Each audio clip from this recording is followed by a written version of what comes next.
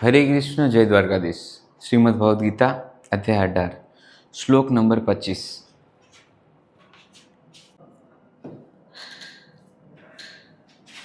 अनुबंधम क्षयम हिंसा अनुबंधम बंधम क्षयम क्षयम हिंसा हिंसा अनुबंधम क्षयम हिंसा मन प्रेक्ष्य च पौरुषम मन प्रेक्ष्य च मन प्रेक्ष्य च पौरुषम अनुबंधम क्षयम हिंसा मन प्रेक्ष्य च पौरुषम मोहादारभ्यते कर्म मोहादारभ्यते कर्म यत् ताम समुच्यते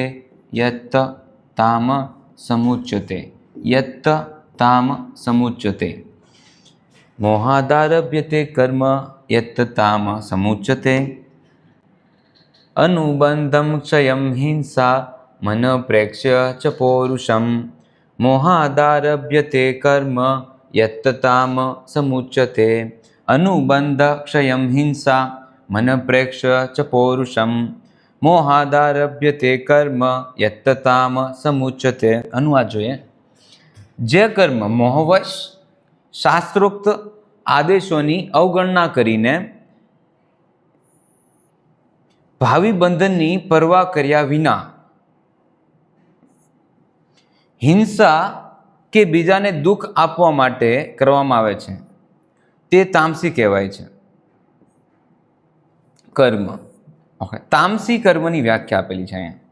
તો ભગવાન શ્રી કૃષ્ણ અહીંયા તામસી કર્મની વ્યાખ્યા આપને આપે છે।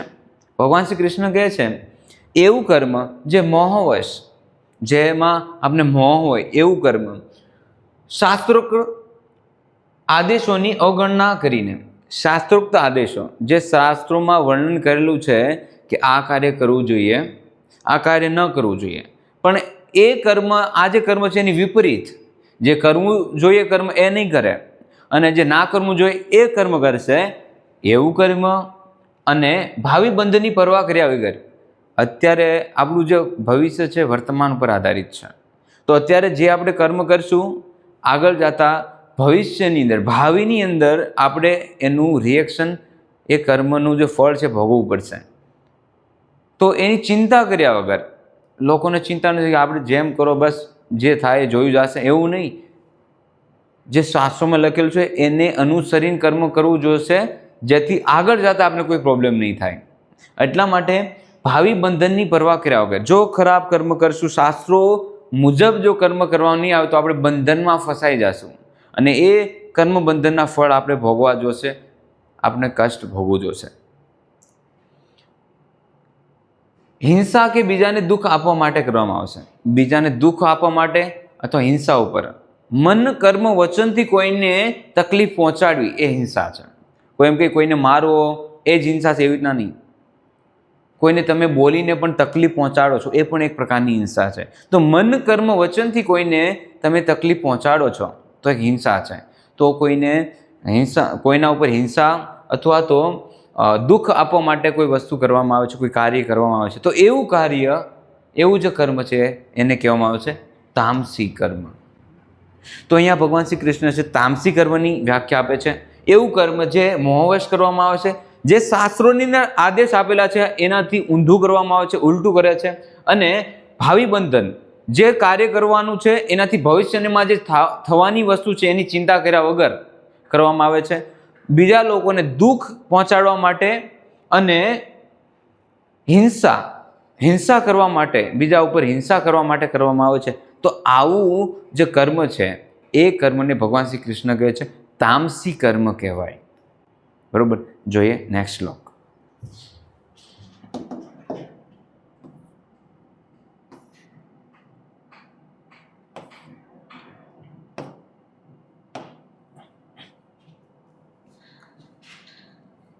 મુક્ત સંગો નહંવાદી, મુક્ત સંગો નહંવાદી, મુક્ત સંગો નહંવાદી ધૃત્યુત્સાહ સમન્વિત ધૃત્ય, ધૃત્ય યુ છે, ધૃત્યુ સા, ધૃત્યુત્સાહ મતલબ ધૃત્ય ઉત્સાહ છે હકીકતમાં, પણ શબ્દ સાથે છે તો એ રીતના બોલી શકાય, ધૃત્યુત્સાહ, ધૃત્યુત્સાહ હકીકતમાં ધૃત ઉત્સાહ, યુ છે એમાં ઉ સમાયેલો છે એટલે ધૃત્યુત્સાહ, સમન્વિત, સમન્વિત, સિદ્ધ્ય, સિદ્ધ્યો, નિર્વિકાર. અહીંયા નની ઉપર જે રેપ છે ર એ યોની સાથે લીધેલો છે અડધો, બરોબર, એટલે સિદ્ધ્ય, સિદ્ધ્ય, સિદ્ધ્યોર, સિદ્ધ્યોર, સિદ્ધ્યોર, નિર્વિકાર, નિર્વિકાર, નિર્વિકાર, સિદ્ધ્ય, સિદ્ધ્યોર, નિર્વિકાર, કર્તા સાત્વિક ઉચ્યતે, કર્તા, કર્તા સાત્વિક, સાત્વિક ઉચ્યતે, ઉચ્યતે, મુક્ત સંગો નહમવાદી, ધૃત્યુત્સાહ, સમન્વિત, સિદ્ધ્ય, સિદ્ધ્યોર, નિર્વિકાર, કર્તા સાત્વિક ઉચ્યતે, મુક્ત સંગો નહમવાદી, ધૃત્યુત્સાહ, સમન્વિત, સિદ્ધ્ય, સિદ્ધ્યોર, નિર્વિકાર, કર્તા સાત્વિક ઉચ્યતે. અનુવાદ: જે મનુષ્ય ભૌતિક ગુણોના સંસર્ગથી રહિત, અહંકાર વગર, ધૈર્ય તથા ઉત્સાહપૂર્વક પોતાના કર્મ કરે છે અને સફળતા કે નિષ્ફળતામાં અવિચલિત રહે છે, તે સાત્વિક કર્તા કહેવાય છે.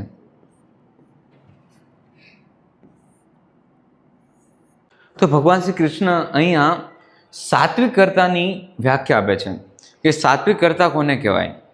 તો ભગવાન શ્રી કૃષ્ણ કહે છે એવો મનુષ્ય ભૌતિક ગુણોના સંસર્ગથી રહિત છે.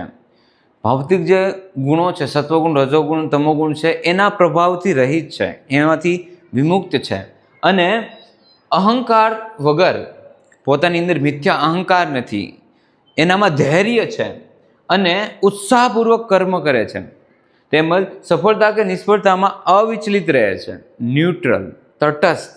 સફળતા આવે છે ઇટ્સ ઓકે, નિષ્ફળતા આવે છે ઇટ્સ ઓકે. એ સફળતા આવે ત્યારે બહુ વધારે પડતો ખુશ નથી થઈ શકતો અને દુઃખ આવે ત્યારે એ નિરાશ નથી થતો. તે આવો જે મનુષ્ય છે એને કહેવાય સાત્વિક કર્તા. તો અહીંયા ભગવાન શ્રી કૃષ્ણ છે એ સાત્વિક કર્તાની વ્યાખ્યા આપે છે. એવો મનુષ્ય જે ભૌતિક પ્રકૃતિના ગુણોથી રહિત છે, અહંકાર નથી, ધૈર્ય છે તેનામાં, બરોબર, ઉત્સાહપૂર્વક કર્મ કરે છે અને સફળતા કે નિષ્ફળતામાં એ ફસાતો નથી, સફળતા કે નિષ્ફળતા એ તટસ્થ રહે છે. આવો જે મનુષ્ય છે એને કહેવાય સાત્વિક કર્તા. જોઈએ નેક્સ્ટ શ્લોક. રાગી, રાગી, રાગી, કર્મફલ પ્રેપ્સુર, કર્મફલ, કર્મફલ, પ્રેપ્સુર, પ્રેપ્સુર, લુબ્ધો. અહીંયા જે રેપ છે એ સુ સાથે લીધેલો છે, પ્રેપ્સુર એટલા માટે ર આગળ આવી ગયો છે, અને લુબ્ધો છે બીજા વાક્યની અંદર. લુબ્ધો, લુબ્ધો, લુબ્ધો, હિંસાત્મ, હિંસાત્મ, કોશી, કોશુચી, કોશુચી, કોશુચી, લુબ્ધો હિંસાત્મ કોશુચી, રાગી કર્મ ફલ પ્રેપ્સુર, લુબ્ધો હિંસાત્મ કોશુચી, હર્ષ શોકાન્વિત કરતા, હર્ષ શોકાન્વિત કરતા, હર્ષ શોકાન્વિત કરતા, હર્ષ શોકાન્વિત કરતા, રાજસ, રાજસ, રાજસ, પરિકીર્તિત, કીર્તિત, રાજસ, પરિકીર્તિત, રાગી કર્મ ફલ પ્રેપ્સુર, લુબ્ધો હિંસાત્મ કોશુચી, હર્ષ શોકાન્વિત કરતા, રાજસ, પરિકીર્તિત, રાગી કર્મ ફલ પ્રેપ્સુર, લુબ્ધો હિંસાત્મ કોશુચી, હર્ષ શોકાન્વિત કરતા, રાજસ, પરિકીર્તિત. જે કરતા કર્મ તથા કર્મફળમાં આસક્તિ રાખીને ફળો ભોગવાની ઈચ્છા રાખે છે, બરાબર. કર્મ અને કર્મફળ બંનેમાં પોતાને કર્મફળ અને કર્મને ભોગવાની ઈચ્છા રાખે છે, આસક્તિ રાખે છે, તથા લોભી છે, હંમેશા ઈર્ષા કરે છે, અપવિત્ર છે, તથા સુખ દુઃખથી વિચલિત થનારો છે, તે રાજસી અર્થાત રજોગુણી કહેવાય છે. અહીંયા ભગવાન શ્રી કૃષ્ણ એવો મનુષ્ય જે રાજસી મનુષ્ય છે, રાજસી કરતા છે, તેની વ્યાખ્યા આપે છે. તો એવો માણસ કેવો હોય છે? રાજસી જે માણસ હોય છે કેવો હોય છે? તો કે કર્મ તથા કર્મફળમાં આસક્તિ રાખે છે, બરોબર. કર્મ કરે છે એના પાછળ પણ કાંઈક એનું કારણ હોય છે, પોતાનો સ્વાર્થ છુપાયેલો હોય છે. કર્મ ફળ છે તો એને પણ એ ભોગવવા માગતો હોય છે. બીજું, તે લોભી હોય છે, બરોબર. પછી ઈર્ષા, અગર કોઈ એનાથી આગળ જઈ રહ્યું છે તો એને ઈર્ષા થશે, ઈર્ષા દ્વેષ એને થશે. પછી અપવિત્ર છે અને સુખ દુઃખમાં વિચલિત થઈ જાય. સુખ આવશે તો બહુ ખુશ દેખાડો કરશે બહુ, અને બહુ ખુશ થઈ જશે, અને જ્યારે દુઃખ આવશે ત્યારે બહુ નિરાશ થઈ જશે. તો આવો જે કરતા છે, આવો જે મનુષ્ય છે, ભગવાન શ્રી કૃષ્ણ કહે છે રજોગુણી છે, રજોગુણી કહેવાય છે, બરાબર. રાજસી અથવા તો રજોગુણી કહેવાય છે. તો અહીંયા ભગવાન શ્રી કૃષ્ણ રાજસી મનુષ્યની વ્યાખ્યા કરે છે. ભગવાન શ્રી કૃષ્ણ કહે છે કર્મ અને કર્મફળમાં આસક્ત જે વ્યક્તિ હોય છે, જે લોભી હોય છે, જે ઈર્ષા કરે છે, જે સુખ દુઃખમાં વિચલિત થઈ જાય છે અને અપવિત્ર હોય છે, આવો જે માણસ છે ભગવાન શ્રી કૃષ્ણ કહે છે આવા માણસને રાજસી માણસ કહેવાય. ઓકે, રજોગુણી મનુષ્ય, બરોબર. હરે કૃષ્ણ. જય દ્વારકાધીશ. શ્રીમદ ભગવદ ગીતાની જય.